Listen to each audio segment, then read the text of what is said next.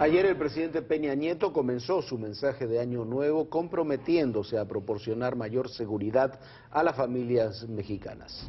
Hablando con las nuevas autoridades del área, nos dicen que habrá que esperar unos 6 meses para que se comiencen a observar mejores resultados. Y es verdad, una política de seguridad no tiene jamás éxitos inmediatos, y si los tuviera o se propusiera tenerlos, se tendría que desconfiar de ella. Hola Viviana, ¿qué tal? Hola Jorge, qué gusto saludarte. Y la seguridad no puede tener éxitos inmediatos, como dices tú, Jorge. Lo que sí hay que tener es un muy claro diagnóstico para poder conocer el problema que se va a atacar. Y hoy el conflicto de la seguridad no pasa solamente por el crimen organizado, sino va mucho más allá. Sí, la crisis de la seguridad en Colombia, por ejemplo, estalló cuando ya no se podía literalmente circular por las carreteras de ese país sin sufrir un secuestro. Bueno, y aquí en México hay una zona entre Nuevo León y Tamaulipas a la que la gente le llama el Triángulo de las Bermudas.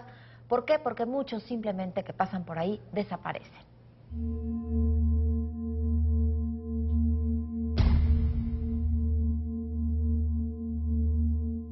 Saben que si transitan por la 2 y por la 85 desaparecen, se esfuman, así sin que se vuelva a saber más de ellos. Los que saben evitan pasar por el Triángulo de las Bermudas carretero, allá entre Tamaulipas y Nuevo León. Hasta septiembre de 2011, las autoridades contabilizaron 4.832 personas desaparecidas. Sí, en esas carreteras se concentraba la tercera parte de las 15.171 denuncias nacionales. Las autoridades de ambos estados y el propio gobierno federal reconocieron la alta peligrosidad de la zona para quienes viajan en vehículos privados o del servicio público. Pero decenas, cientos, miles de personas no supieron que serían secuestrados y literalmente borrados del mapa al transitar por las carreteras 2 y 85, de acuerdo con información pública en distintos medios. Dichas vías van de Monterrey y Sabinas Hidalgo, Nuevo León, a Reynosa y Nuevo Laredo, Tamaulipas. Desde hace más de 6 años, en esa zona integrantes del crimen organizado han efectuado la desaparición sistemática de personas, según ha documentado el gobierno federal. Las autoridades atribuyen estos secuestros a la disputa que hay entre el Cártel del Golfo y los Zetas. En 2012, el gobierno federal comenzó a actuar, más con la colaboración de la PGR, en la identificación de cadáveres por el hallazgo de fosas clandestinas en Durango y en Tamaulipas desde 2010. De acuerdo con información reciente de la Secretaría de Marina, en distintos puntos de las carreteras 2 y 85, y solo por algunos minutos, los delincuentes colocan sus propios retenes para secuestrar y posteriormente desaparecer a sus víctimas. Saben que las fuerzas federales han instalado operativos de vigilancia de forma permanente.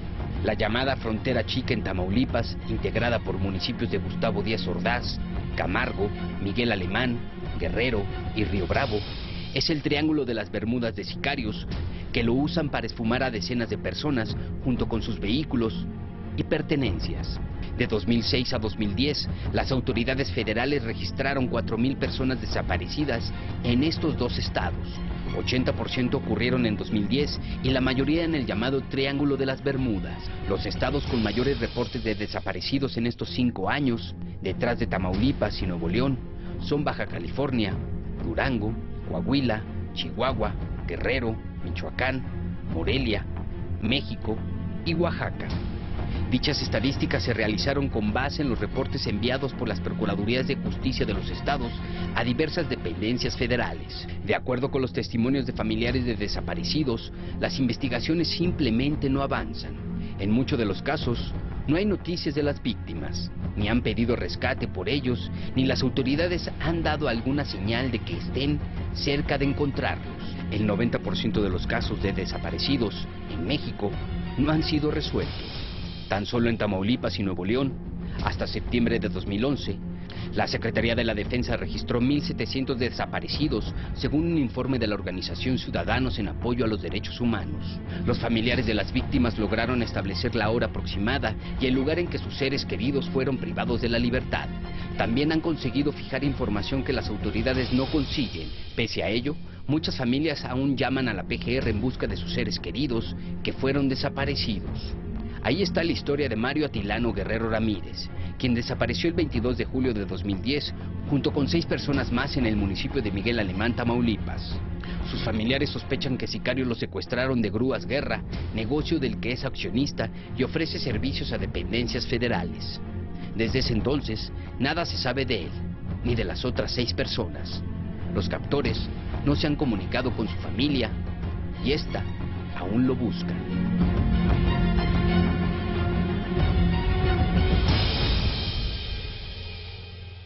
Y ahí estuvimos hace unos meses y esto fue lo que nos encontramos.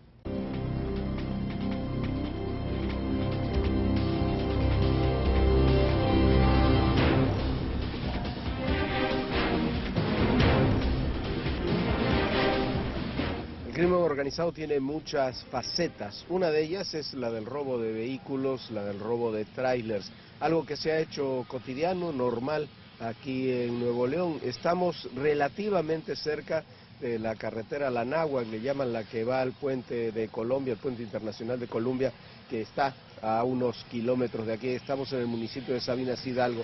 Esto es un campamento de ladrones de trailers. Así funcionan. Este es el lugar donde, para decirlo de alguna forma, viven estos personajes. Como vemos, Viviana está en medio de la nada. Está en medio de la nada, se roban los trailers en las carreteras, de ahí tratan de deshacerse de la mercancía lo más rápido posible y por supuesto hay que también deshacerse de la evidencia, que es el tráiler. En este lugar los desmantelan y se venden por pedazos, incluso se puede vender como fierro. Vemos aquí a mi lado derecho un hoyo en la tierra. ¿Para qué sirve este hoyo? Bueno, estamos hablando de que estamos en medio de la nada y es en donde estos delincuentes almacenan el agua para poder soportar sus jornadas de trabajo. Sí, en este lugar, vamos a ir hacia aquí, hacia la izquierda. Va a ver usted, hay varios lugares como este que le estamos mostrando ahora, donde se muestra cómo se van desmantelando esos trailers. A veces se venden sus autopartes, digamos, hay otras donde simplemente se desmantelan y, como decía Viviana, se venden por fierro viejo. Este es un campamento que fue descubierto esta madrugada. Uno de las personas que le habían robado el tráiler lo logró ubicar y en la madrugada de hoy llegaron las fuerzas federales a este lugar. Así es como van quedando los trailers. Hay varios lugares aquí en los alrededores donde se encuentra este mismo escenario, Viviana. Ya se puede imaginar usted cómo ha quedado este tráiler. Así se desaparecen miles de trailers en este país. Ya muy difícil de poder identificar. Pero lo más valioso, no lo podemos olvidar, es la mercancía que traen estos automóviles. Estos trailers, sí, la mercancía se descarga en otro lugar. Este es un campamento para desmantelar trailers. Aquí es donde se desmantelan los trailers, se van desarmando, como usted ve. Si usted ve, por estas zonas hay por allá también unas camionetas pick-up que están en las mismas condiciones, y allá, al fondo, se ve un tráiler blanco, que es el que aún no había sido desmantelado. Ese tráiler había sido robado hace 4 días y por alguna razón todavía estaba aquí en este lugar. Podemos hablar, Jorge, de redes ya muy importantes para poder desmantelar estos trailers tan rápido.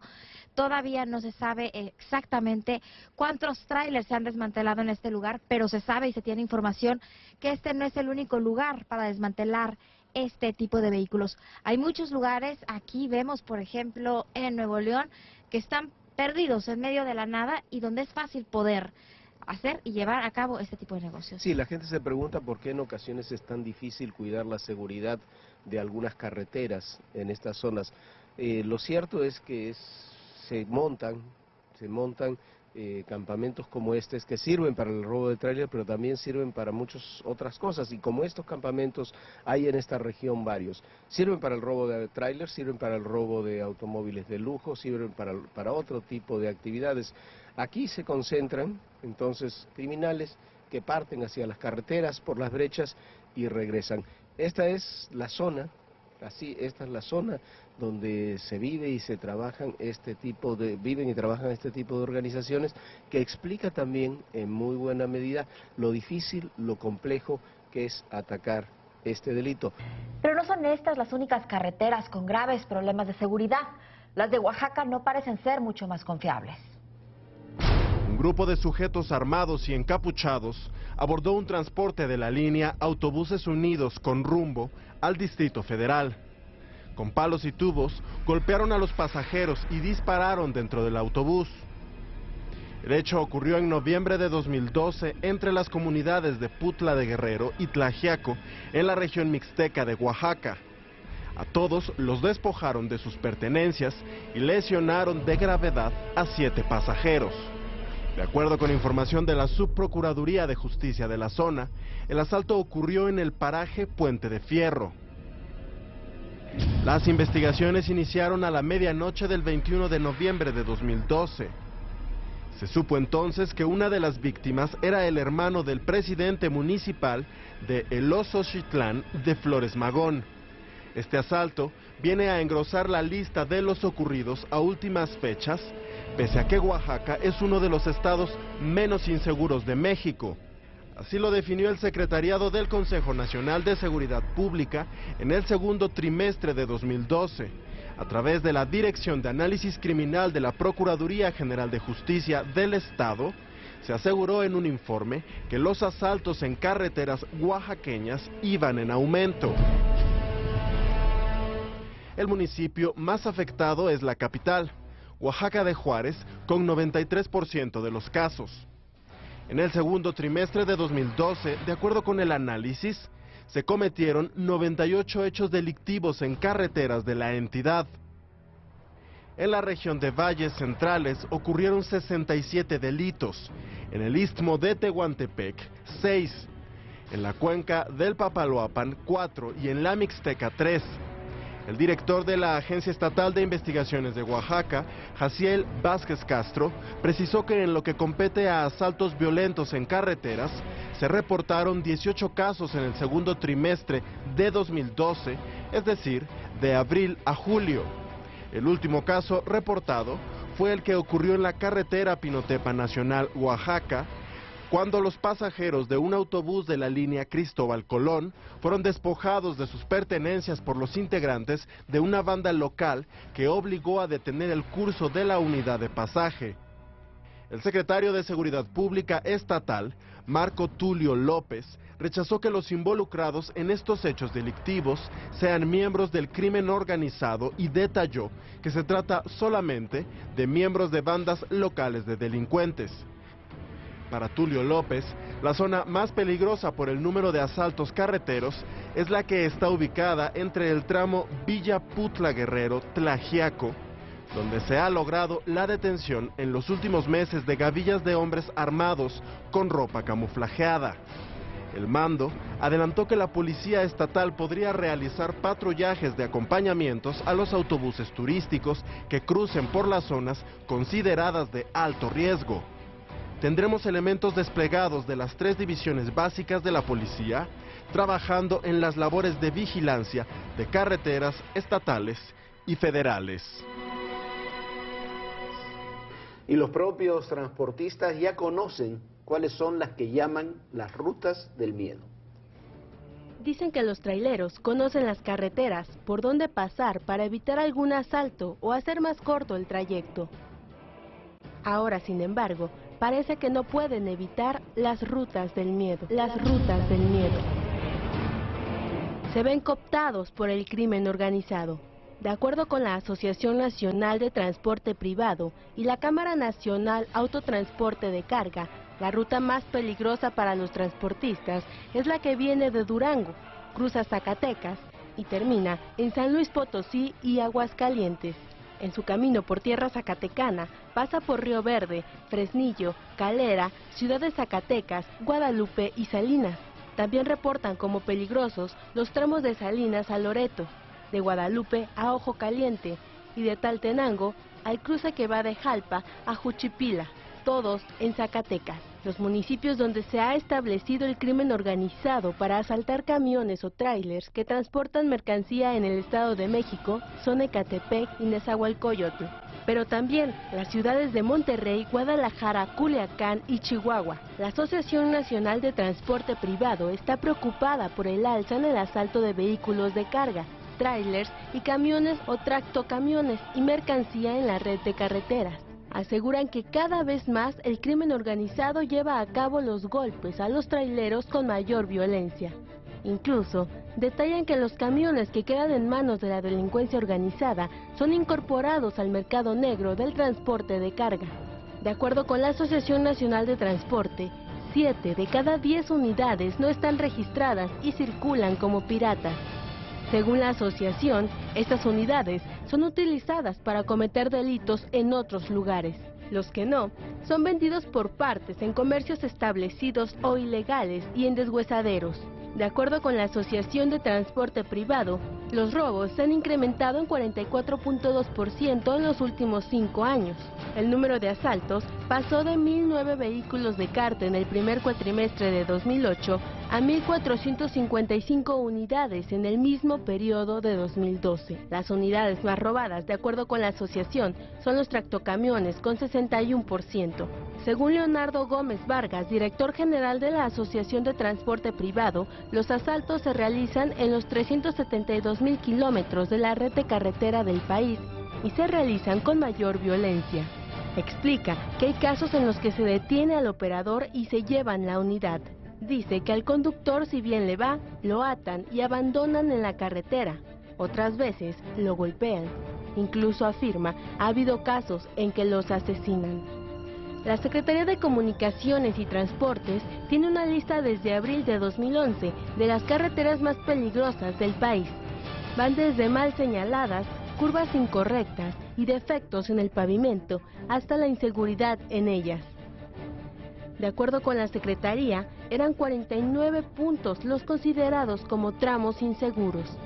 Las entidades que presentan más problemas son Baja California Sur, Chiapas, Guanajuato, Hidalgo, Jalisco, Michoacán, Nayarit, Nuevo León, Oaxaca, Querétaro, San Luis Potosí, Sinaloa, Sonora, Tamaulipas, Veracruz, Yucatán y Zacatecas.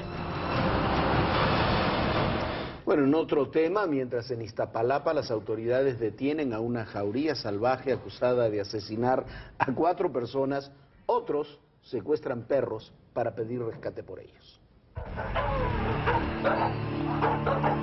Este sonido hoy causa temor entre algunos vecinos de la colonia Valle de Luces, en la delegación Iztapalapa. Es una trama la de la gente ahorita, es una trama. Yo también, pues mi familia está entramada porque tengo hermanas, mi jefa, yo tengo muchas personas. La razón, 4 cadáveres encontrados en este desolado paraje, devorados por una jauría salvaje. La comunidad sí está un poco contrariada, está con temor. Si bien una jauría podría llegar a asesinar a un ser humano, la inseguridad en la zona levanta otras hipótesis, principalmente entre sus habitantes. Eso no es cierto. Yo siento que eso es mentira, porque a ciencia cierta no son los primeros cadáveres. Ya son 6 con estos 2. Y las autoridades bien saben lo que está pasando. Un perro no te puede abusar.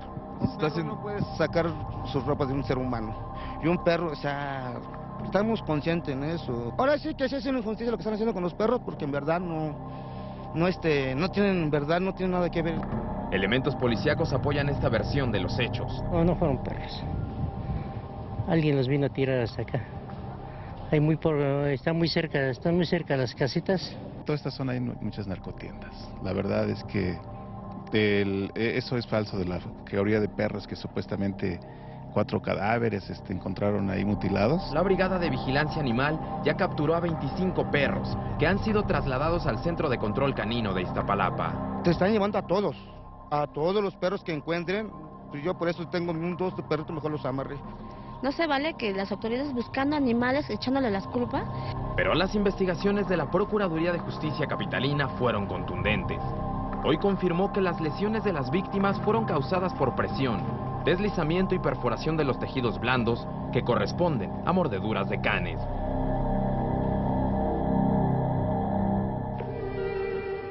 Pero mientras las investigaciones en torno a estos perros asesinos siguen su curso, otros son víctimas de la delincuencia.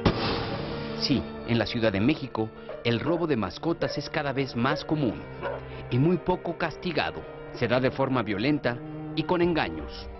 Ocurre en lugares públicos como parques y fuentes, principalmente de las delegaciones Benito Juárez y Cuauhtémoc.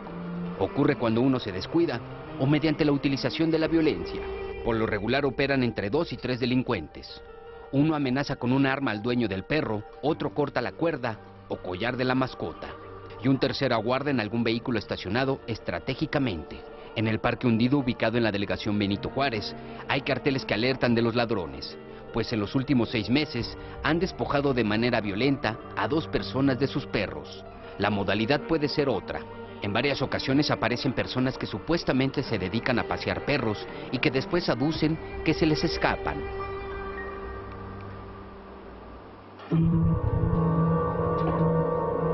Pasadas unas semanas de la desaparición de la mascota, otro individuo se pone en contacto con los dueños y pide dinero por el perro. La mayoría de los que se dedican a robar mascotas, principalmente perros, los utilizan para procrear y después vender los cachorros en tianguis del Distrito Federal, como en el de La Lagunilla. Ahí el precio de los perros pueden oscilar entre los 1,000 y hasta 5,000 pesos o más, dependiendo del cachorro y la supuesta raza. También roban mascotas que puedan utilizarse en peleas de perros, en las que se apuestan fuertes cantidades de dinero. Las peleas se hacen en bodegas, azoteas e incluso en terrenos abandonados, principalmente en colonias marginadas o que se localizan en las periferias de la ciudad. En 2 años, y en 2012, solo 44 personas han sido detenidas. 19 han sido consignadas por robar mascotas. Según las cifras de la Procuraduría Capitalina, de enero de 2010 a febrero de 2012, se iniciaron 192 denuncias por este delito. La mayor incidencia se da en las delegaciones Cuauhtémoc, Coyoacán, Tlalpan, Benito Juárez y Miguel Hidalgo, aunque se tienen reportes de las 16 demarcaciones de la Ciudad de México. Hasta febrero de 2012 se habían iniciado 17 indagatorias con únicamente 3 probables responsables detenidos, según informa la Procuraduría Capitalina. De acuerdo con la Fundación Altarriba, dedicada a la protección de canes, los delincuentes que hacen del perro un negocio no actúan solos. Por lo regular son 2 personas que llevan a cabo el ilícito y en ocasiones utilizan a niños. La Fundación Altarriba establece que en muchas ocasiones los ladrones estudian a los dueños de los perros y el comportamiento de su mascota. En todo momento hay un vehículo aguardando. Cuando los perros van sueltos, aprovechan algún objetivo o vegetación que lo tape de la vista del dueño para robarlo. Según los testimonios, también utilizan hembras en celo. Cuando los perros andan sueltos, muchos acuden a la hembra controlada por los ladrones y son cazados con un lazo en cuanto desaparecen de la vista del dueño. Algo similar pasa cuando se deja atado al animal en la calle para entrar a un establecimiento comercial o cuando se deja en el auto. La mayoría de los perros que se roban son de razas pequeñas. Bueno, qué historias estas de las carreteras donde se secuestra, donde desaparece gente, y qué historia también muy extraña con muchos ángulos que habrá que analizar, esta de la jauría ahí en Iztapalapa, los de los secuestradores de perros. Lo que queda claro, Viviana, es que en el ámbito de la seguridad, lo decíamos ayer y vamos a insistir mucho en este tema, hay muy buenas intenciones, hay un cambio importante en el organigrama del gobierno federal, hay una coordinación mayor con los gobiernos estatales, pero hay muchísimo por hacer. Con promesas y con expectativas no se soluciona la seguridad de un país. La nueva administración tendrá que hacer mucho y, como nos decían algunos nuevos funcionarios, ellos esperan tener resultados, pero resultados que se comiencen a percibir por la gente dentro de unos 6 meses. Bueno, es que sería imposible si existiera una varita mágica para acabar con la inseguridad en el país, cualquiera la utilizaría, ¿no? Hay que seguir una estrategia, también hay que darle sus tiempos a la situación del país, a la situación de violencia, cómo se encuentran en las distintas plazas, para que se pueda llegar a combatir y que se pueda efectivamente disminuir la violencia. Sí, y mucha gente sigue confundiendo, sigue creyendo que los temas de violencia, los temas de inseguridad están relacionados directamente con el narcotráfico, o que hablamos de narcotráfico cuando hablamos de inseguridad y violencia. Y en muchos sentidos no es así, lo veíamos con el tema de las carreteras, lo vemos en otros ámbitos, lo vemos con los secuestradores de perros, no es así. Hay que comenzar a solucionar los problemas. Quizás uno de los déficits que tuvo la administración anterior es que tenía claro cuáles eran las grandes líneas de estrategia, pero no fue solucionando los problemas que más afectan a la gente, que son estos, los secuestros, que son este tipo de situaciones. La extorsión, que sigue habiendo extorsiones todos los días. A ver cómo van las cosas. Por lo pronto saludamos, vaya que saben de seguridad, a nuestros amigos de Ciudad Juárez, en Chihuahua, que disfrutan ya de la señal digital de Proyecto 40, completamente gratis, por cierto, a través del canal 11.2.